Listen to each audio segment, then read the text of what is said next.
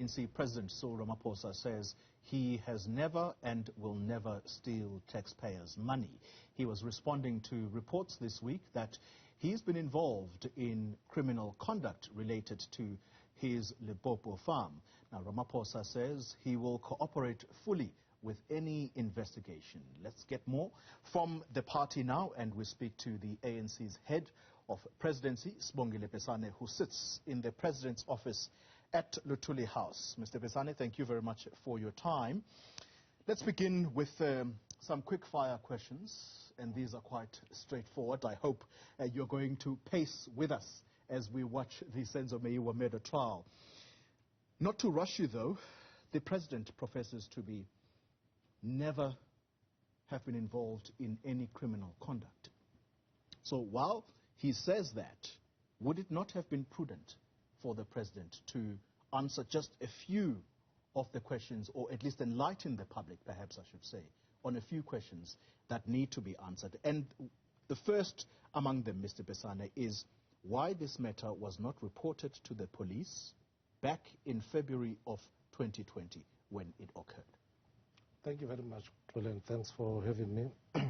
I think the President has shared with the public, especially at the Limpopo conference, as to how his business as a farmer, he conducts it. He shared a bit of it. And then what is important is that this is the President of the country, not only the President of the ANC. And you could say, as a matter of practice, he's a client of the intelligence community, and therefore his matters that relates to security are actually dealt with a bit differently. That is why when the matter appeared, if you look at the statement that has been issued out last week, it is indicated that the matter was reported to his security, that people who deal with his security, who in the main are also the police. But, Mr. Besani, those people, with all due respect, they were not pursuing this matter as a matter of criminality. They were pursuing this matter, if the affidavit of Mr. Arthur Fraser is to be believed, they were pursuing this matter on the instructions of the President as a personal matter that the President is concerned about. And that's why questions are abound about why this matter was not reported officially to the police. We know about the break-in at one of the President's houses when President Mbeki was President. That matter was reported to the police. Why this one? No, Claudia. What is important is to realize that when President of the country is under the security, under the police, 24 hours. So everything that happens within the police are at that point to deal with it. Therefore, the President has been able to give it to those who are responsible for his security. And these happen to be the police. And what is also critical, Claudia, is to realize that in this instance, the President is a victim of a robbery. You know. Okay. If the President is a victim of a robbery, is he able to tell us how much money was taken from his farm? No, the President has hinted, and he has said because people have opened up a case, he's prepared to cooperate with all institutions of the law, as it has been the case with regards to him. Mr. Besani, the President says, I'm not going to be able to go into detail about just how much money, but the money that is being spoken about in the media, that is not the amount of money. It's not that big an amount. So why not be open and say how much it was? No, there's a case that has been open. But at least the President goes further to say it's far less than what is being punted publicly. At least based on the fact that there's a law, the institutions of the law that have been brought in here. The President says, let me cooperate with them so that he's not seen to be preemptive when it comes to issues of the law. And the President has always acted in that way. If you remember, various attacks on the President or challenges on the President has always said, okay, if it's brought before the institutions of the law, allow me to use the same laws to actually ensure that to answer. Because if he doesn't do that, he would be seen as being too preemptive or influencing the law. Did the President break any of the country's tax laws? Is he tax compliant? Well, I wouldn't know personal matters of the President, and I think also South African Revenue Services would be quite reluctant to disclose private information of people with regards to tax issues. But if he professes to be transparent... No, but the president has demonstrated clearly on several occasions that he would never, and he has never stolen money of the public or anywhere else committed crime in that regard. So even yesterday, he said it in most unequivocal way that he has not stolen money. He has confided to the members of the ANC and the public generally.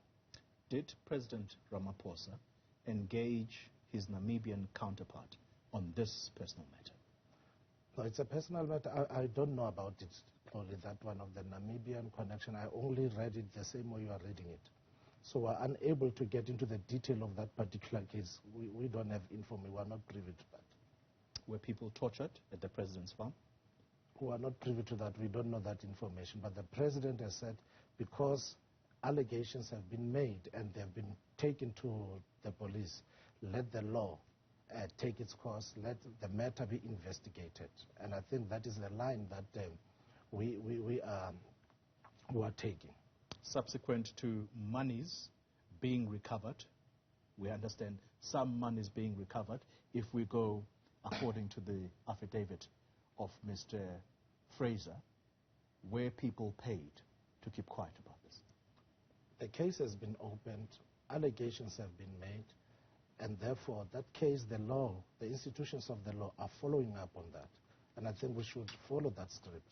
One of the things that we want to indicate is that we, as the presidency, are also concerned that there seemed to be a scripted attack on the integrity of the president. And that scripted attack, we can make a number of examples. That, for instance, in this case, who is a person who is the victim of a robbery? It is the president. But somehow allegations are made as if he's actually involved in criminal incidents. In fact, there was also a twist earlier on, if you remember. I had to sit here to explain a leaked audio that sought to purport to project the president as being a person who's corrupt, and then the president had to be taken through a number of institutions, whether it be of parliament and so on. He had to answer to them. And at some stage, the president was attacking all kinds of ways. But what is important is that the president is resolute on fighting corruption, on ensuring that the African National Congress is on the right trajectory of unity and renewal. Of course, we want to indicate we are averse to sound more conspiratorial. But it is important to also indicate that we are seeing a scripted attack on the integrity of President Ramaphosa, who is immersed with the work of ensuring that the ANC is on a trajectory of renewal. And that work is underway, as you would have seen how, for instance, a conference that was meant to be charged with all kinds of innuendos went smoothly.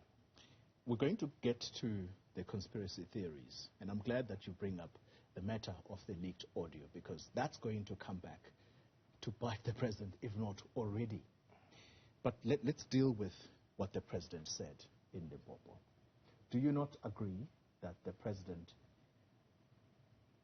simply sought to divert matters there? Because he talks about, and he refers to, never having stolen taxpayers' monies. He never will.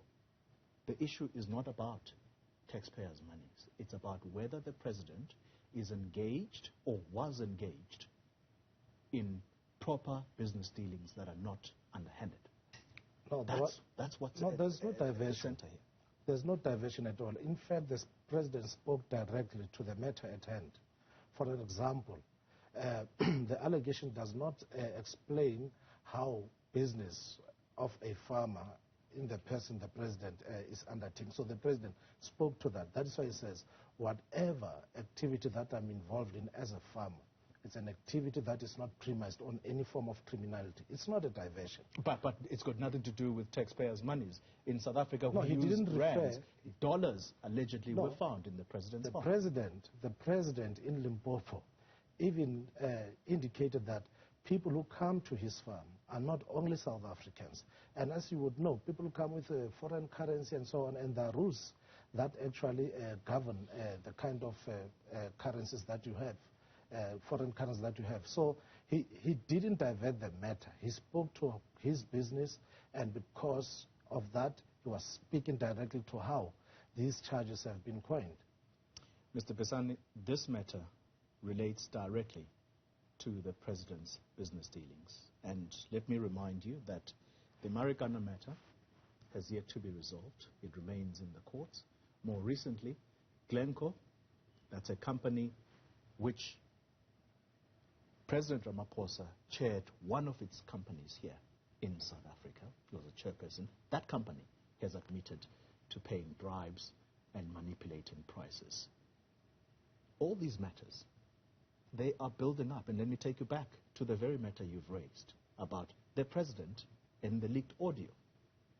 He says, I would rather fall on my sword than let the public, South African public, know that public monies are being abused inside the party that he leads. Is that a president that demonstrates a willingness to be transparent? No, Claude, we have explained several times that the leak was quite selective, didn't take into consideration the context in which the debate of the NEC was made. Now, to come and bring it up as if it is a fact, it is a truth, it's quite... the President never defended it, unfortunately, Mr. Besani, because do you know what you did? You suspended one of your party members who said, I would like for the President to actually explain publicly and be called before a parliamentary committee. That was shut down. No, totally. It was shut down, but the President responded to the scoper. Is that not accountability? The President responded to the scoper. You can't say the President didn't respond. He responded to the scoper. Mr. Besani, what has the President said to his colleagues in the party? Has he taken the ANC leadership, at least the top 5 officials, it's no longer the top 6, the top 5 officials, into confidence about what happened at that farm? Look, I wouldn't know because I don't sit in the top 6. I'm not a top 6 member.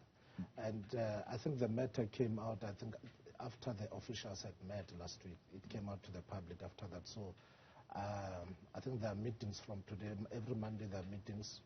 We have an NWC meeting today. But the President has indicated on several times that he will always cooperate with ANC structures, even including the Integrity Commission where it is required. So the President, in fact, on issues that related to him, the President has always been prepared. He has always volunteered to go to the Integrity Commission. So the President has never had an aversion to cooperating with structures of the African National Congress. Why does what does the party think is going on here? Why has Arthur Fraser acted in this way, in your view? Like I said earlier on, we are observing a particular pattern that has developed over time. We don't know what are the intentions of Mr. Arthur Fraser, but there is a pattern that is developing. And we believe that that pattern is a scripted attack on the integrity of the ANC president. And our view is that in as much as we think there is a scripted attack on the ANC president, By who? It is important that we deal with facts that are on the table, and because most interestingly, these people are approaching the institutions of the law, and then we should take that route. Look, some of the people, if you were to look at one of the parliamentarians of the ANC did that. So we cannot rule out that there are people that seem to be uncomfortable with the renewal process of the ANC, and especially on the fight against corruption. And we think the President is succeeding to drum in the message, and in other instances, it's not only about the message, it's about institutions of the law taking action. So we think there are some amongst us who are really not comfortable in this trajectory. So and it's a fight back. They have scripted an attack on the integrity of a man who leads a collective that is fighting and renewing anything that deals with malfeasance within the ranks of the ANC. It's quite clear what your analysis of it is. It is a fight back campaign. But having said that, the people of South Africa that are led by President Cyril Ramaphosa are interested to know whether the man that they have entrusted with their vote to sit where he sits right now in the government office is a man of integrity, and that his credibility does not continue to be chipped away at by all of the business dealings that he has been involved in. If Mr. Fraser had not gone to the police with this matter, would the president have taken his own initiative and report the matter to law enforcement instead of dealing with it privately?